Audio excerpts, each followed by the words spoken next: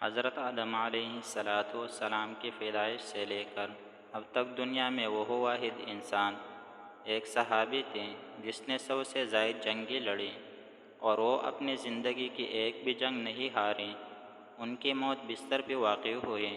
وہ صحابی جس نے اسلام لانے سے قبل مسلمانوں کی جیتی ہوئی جنگ احد کو ان کی شکست میں بدل دیا۔ وہ صحابی جس نے قبول اسلام کے بعد عربوں کے مشہور دیو عزا کو نبی کریم صلی اللہ علیہ وآلہ وسلم کے حکم پہ قتل کیا۔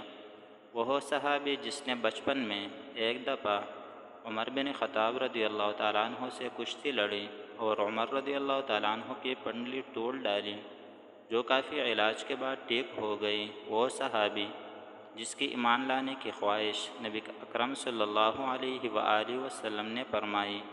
وہ صحابی جسے نبی کریم صلی اللہ علیہ وآلہ وسلم نے اللہ کی تلواروں میں سے ایک تلوار کا خطاب دیا، اور وہ صحابی رسول صلی اللہ علیہ وآلہ وسلم حضرت خالد بن ولید رضی اللہ تعالیٰ عنہ ہیں۔